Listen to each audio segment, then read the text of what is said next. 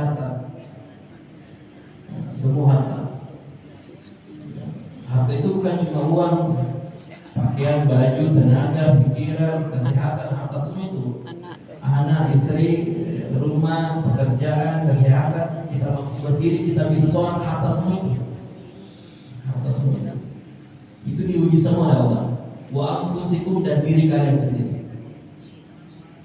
Wala tasma'unna, dan pasti kalian akan mendengar minal ladzina, dari orang-orang yang utul kitab, yang diberikan kitab, min qablikum, sebelum kalian, wa minal ladzina, dan dari orang-orang yang asyraku, yang musyrik, adzan katsira, ya, banyak hal yang ada yang menyakitkan.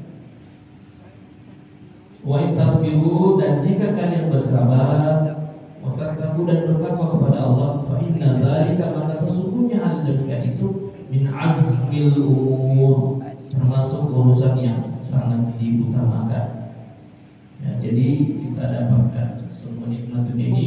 Saya kira usia. Maka dua kuncinya, lakukan dengan sabar dan bertakwa kepada Allah.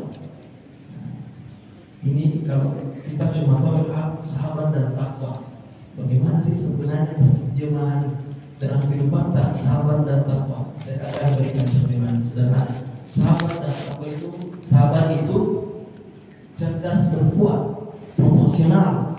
Kapan dia harus berdiri, kapan dia harus jalan, kapan dia harus cepat, langkahnya harus melambat, kapan dia harus mundur untuk bisa maju, kapan dia harus maju. Nah, itulah sabar, cerdas beramal. Dia harus tahu, oh ini Pak, ini apakah saya sia-sia kayaknya yang saya lakukan. Jadi kalau kita sementara pegang HP, scroll apapun itu, maka sabar tak, itu cerdas tak, ya cari yang baik-baik. Ya, kalau pas ingin scroll TikTok, ini kajian-kajian singkat, itu buka lagi Facebook, cari baca yang bisa mendatangkan manfaat yang meningkat. Itu cerdas beramal. Tattaqu, hati-hati dari dosa. Kalaupun berdosa, segera bertobat. Itu dia tattaqu. Ya, jadi sabar itu cerdas beramal, memang harus betul-betul ditahui apa yang kita lakukan, dan tattaqu, berhati-hati kita dari dosa. Yang sampai terjerumus. Kalaupun berdosa, segera minta ampun kepada Allah. Segera, karena pasti 100 yang dilakukan, 101 dosa, saking banyaknya. 100 pekerjaan dilakukan, 101 yang berdosa. Saking banyaknya dosa, saking banyaknya. Ya, Allahu a'lam.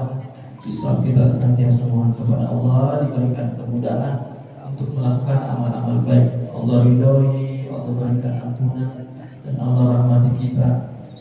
Allah lindungi dari segala mara bahaya.